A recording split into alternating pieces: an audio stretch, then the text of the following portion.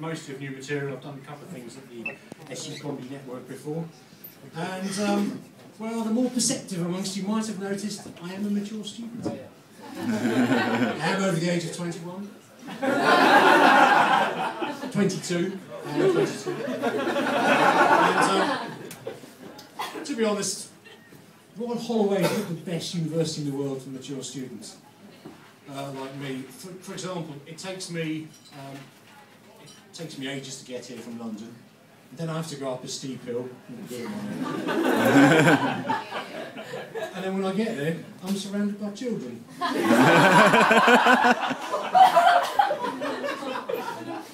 I know, I'm not helping myself with that kind of attitude, but I just can't help it. That's just the way I feel about lecturers.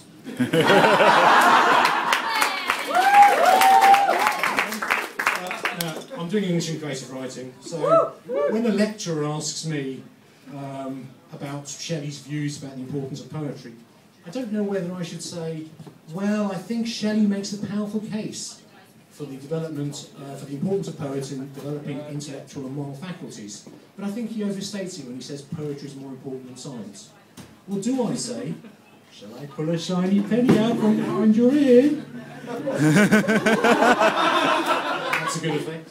I think lecturers are very poorly paid because they can't get enough of that shiny penny thing.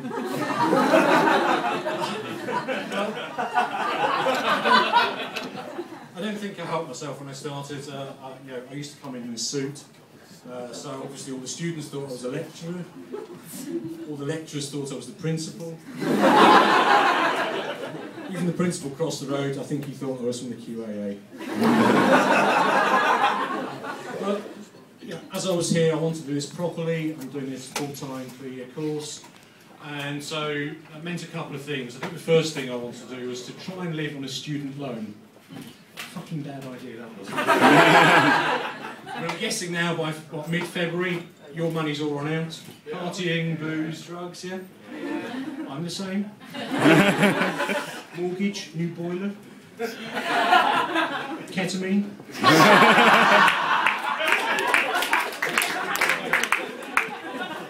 And actually, I've got a great dealer for ketamine right here in Egham.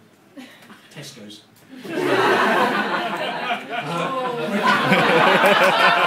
Hey! When all this horse meat scandal broke out initially, all the jokes were about Tesco's and burgers. Everybody forgot that, in fact, the FSA had tested horse meat in Iceland burgers as well. I don't know why Iceland got away with it. I think it's because Tesco's customers queued up to complain about horse meat DNA in their burgers. Iceland customers, they queued up too. To panic buy. What stops? But the whole horse meat thing has gone out of, it's escalated loads in the last couple of weeks. There's now talk of criminal activity. The FSA and police are investigating criminal activity. And the BBC News talked about some of Finland's lasagnas being 100% horse meat. Frankly, I was amazed. I hadn't realised you could use horse meat to make cheese sauce and pasta. But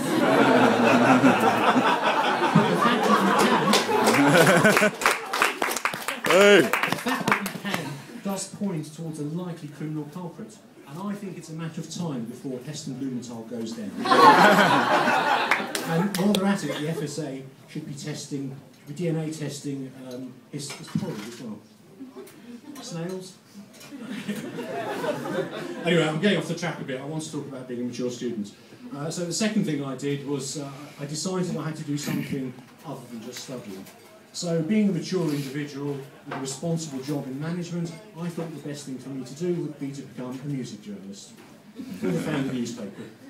Now the Founder is a newspaper, possibly in the loosest sense of the word. It's probably more accurately described as a collection of right-wing reactionary rants.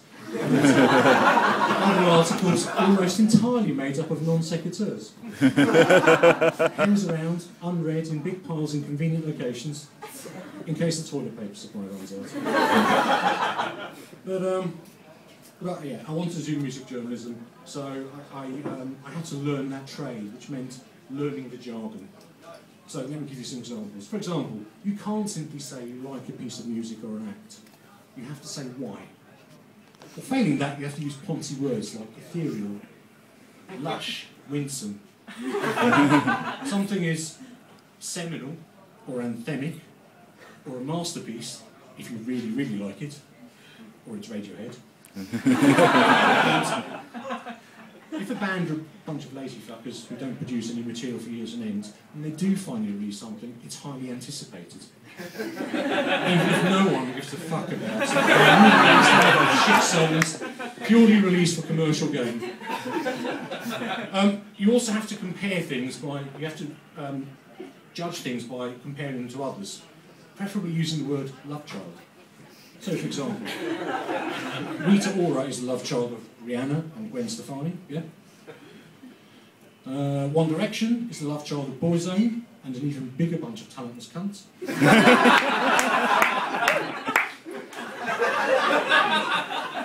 Mumford & Sons, the incestuous love child of Mumford and Mother Mumford.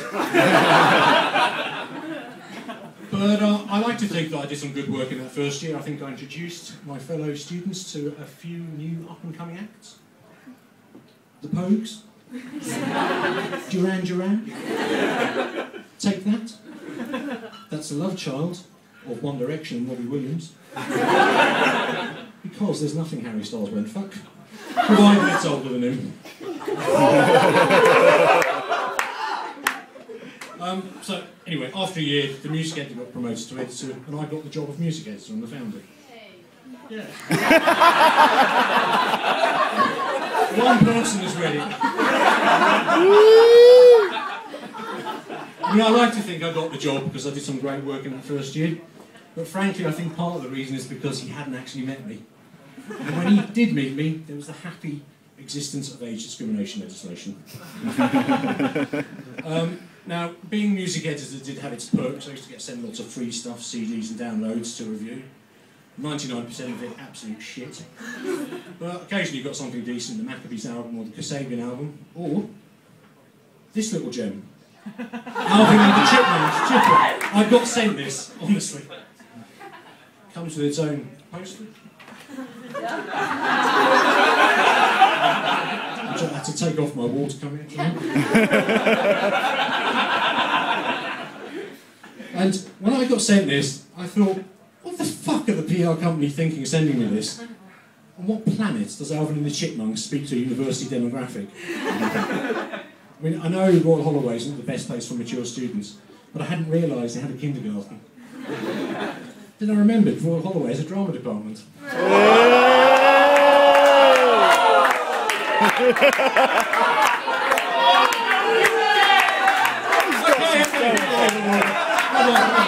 Let's face it, there's a pecking order in Royal Holloway. Maths and science students, they look down on us humanities students, and English students, we look down on drama students. And drama students, they like to pretend they're the coolest on campus, because that's what they do, pretend.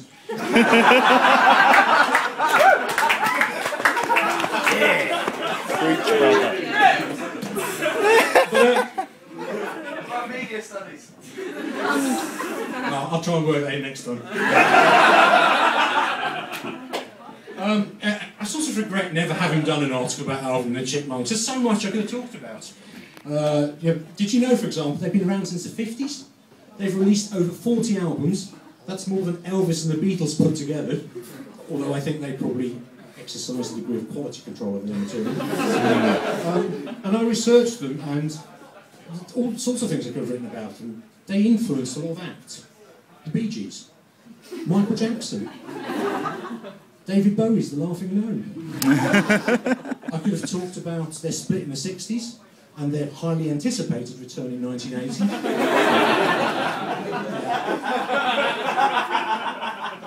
With their downbeat post-punk sound and their album entitled Chipmunk Punk. Surely a major influence on Joy Division and the Smiths. And I could have talked about their 80s and 90s heroin-fueled lifestyle, dragging down acts such as Motley Crue, Kurt Cobain, oh yes, they're to blame for that, and Sebastian the Crab, from The Little Mermaid. We haven't seen much of him lately, have we?